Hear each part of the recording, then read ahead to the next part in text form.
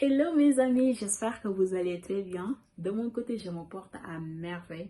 C'est toujours un grand plaisir de vous retrouver sur ma chaîne YouTube. Aujourd'hui, nous allons parler d'un sujet très important.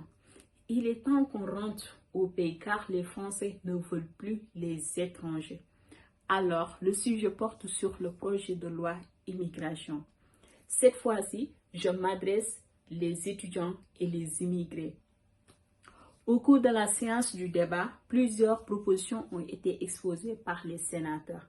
Parmi ces propositions, nous avons la suppression de l'APL, la caution de 7 000 € pour les étudiants qui veulent étudier en France, la suppression de l'aide médicale aux étrangers en situation irrégulière, ainsi que la régularisation des sans-papiers qui travaillent en France depuis des années.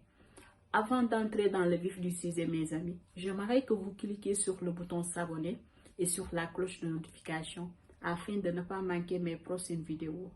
N'oubliez pas de vous abonner, ça me motive et ça me donne la force de continuer à faire des vidéos. Je compte sur vous, mes amis.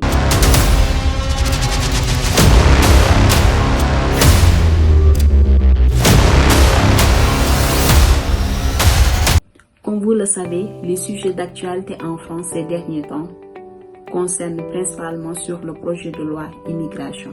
Alors nous allons voir la première proposition exposée par les sénateurs. Parmi les sénateurs, nous avons sénateurs gauche, droite, centre, extrême, etc.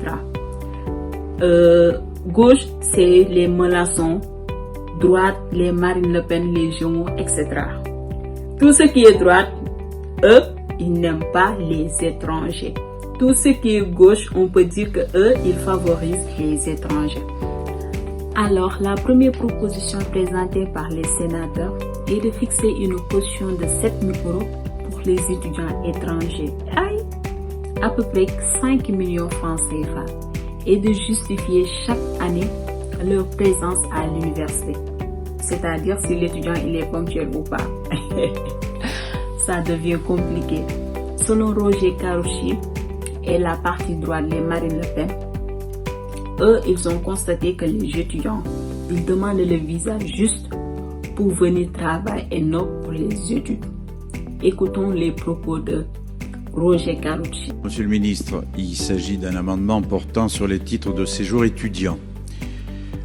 Clairement, on n'a qu'à regarder l'accroissement récent du nombre de ce type de titre. Nous avons maintenant réellement une voie d'immigration par l'intermédiaire de ce titre. Je précise tout de suite que beaucoup de présidents d'université affirment très tranquillement que beaucoup de ceux qui s'inscrivent dans ce cadre-là dans les universités ne se présentent pas aux examens, ne vont pas dans les cours.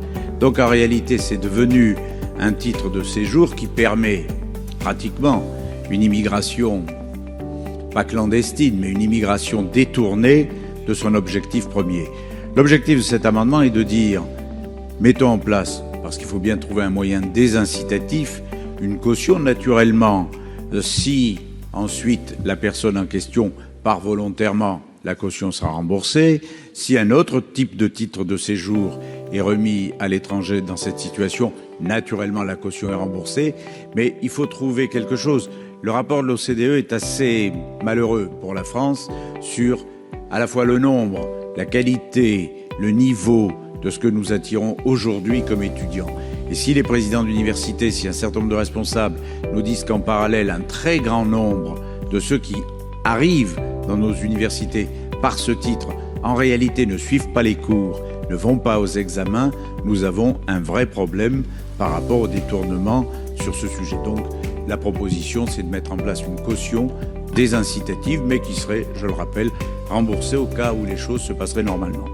Cette somme, si l'étudiant respecte ses études, après l'obtention de son diplôme d'ingénieur, on va lui rembourser l'argent. Mais s'il ne respecte pas, il va perdre les 7 000 € qu'il a déposés. Heureusement, cette loi ne sera pas appliquée en décembre. Pourquoi? Beaucoup de sénateurs sont opposés sur les propos de Roger et la partie droite. Par exemple, le ministre de l'Intérieur, Gérald Darmanin, Lui, il a dit que on n'a pas le droit d'imposer l'étudiant de verser une somme d'argent. Qu'est-ce qu'on doit faire? Augmenter les critères d'exigence, c'est-à-dire revoir le niveau linguistique de l'étudiant et non de lui imposer de verser une somme d'argent. Ensuite, il y a le sénateur communiste M. Pascal. Ce monsieur, je l'estime. Lui aussi, il a dit qu'il n'est pas d'accord le fait que l'étudiant qu'il verse une somme de 7 000 €. C'est comme si sa présence sur le territoire, il l'achète ou il le loue. Écoutons les propos de Pascal. Je l'estime. J'ai vu que ces amendements étaient en discussion commune et que je les ai bien écoutés, défendus. Je me suis dit, là, il y a vraiment du commun entre une partie de parlementaires d'extrême droite et une partie de la droite sénatoriale. Ah oui, mais oui, mais oui. Et là, on a, eh ben oui, et oui, et oui, et oui. Et vous êtes là sur, quand même, franchement, vous demandez tous des cautions. C'est-à-dire que la présence de l'étranger sur le territoire national, il va être considéré comme quelqu'un qui loue ou qui achète sa présence. Vous allez demander à un étranger de faire l'état des lieux, de là où il est hébergé, un état des lieux de là où il va à l'université. Mais enfin, franchement, qu'est-ce que c'est que cette idéologie irresponsable de votre part? Y compris, là, je parle plus à mes collègues républicains. Vous êtes pour une république une et indivisible. Vous êtes pour un système de valeurs, mes chers collègues. À ma connaissance, vous êtes pour un système de valeurs et notamment la valeur de l'égalité. Et là, vous allez mettre de l'inégalité entre les individus. Vous allez le faire. Et puis en plus, vous faites des comparaisons fallacieuses. Au Canada, la question, ça n'a rien à voir avec le sujet qui nous occupe ici sur le comportement de l'étranger en France. Au Canada, cette règle-là l'appliquée pour attirer les francophones. Donc vous êtes des menteurs, là. Franchement, n'utilisez pas des comparaisons qui ne sont pas justes. Voilà. Et franchement, c'est fallacieux. Et je serai Roger Carucci, je sortirai mon amendement des autres amendements qui viennent de l'extrême droite. La deuxième mesure est la suppression de l'APL. C'est l'aide au logement. C'est-à-dire les étudiants qui sont en France moins de 5 ans ou les immigrés qui sont en France moins de 5 ans, ils ne bénéficieront plus sur les aides au logement. Par exemple, si un étudiant avait un loyer de 600 €, la CAF peut-être lui verser une somme de 200 € ou 300 € ou même 150. Cet étudiant n'aura plus la possibilité de bénéficier sur les aides. En tout cas, c'est dur. Et les cotisations, j'espère que les étudiants ne vont plus participer à la cotisation. Cette loi doit concerner uniquement les immigrés et non les étudiants. En plus, la troisième mesure qu'ils ont prise est la suppression de l'AME, l'aide médicale d'État, et ils l'ont remplacée par aide médicale d'urgence, AMU. Les étrangers qui sont en situation irrégulière avaient la possibilité de se soigner gratuitement. Maintenant, avec cette nouvelle loi, ils ne pourront plus bénéficier sur les soins médicaux, raison pour laquelle la majeure partie ils ne sont pas d'accord pour que cette loi soit appliquée, comme les professionnels de santé, les associations, la partie gauche, etc. Selon eux, cette loi ne sera pas appliquée à l'Assemblée. Et enfin, la dernière mesure est la régularisation des sans-papiers. Ils ont supprimé l'article 3 et ils l'ont remplacé par l'article 4. Trop d'articles. Les juristes, j'ai pitié de vous.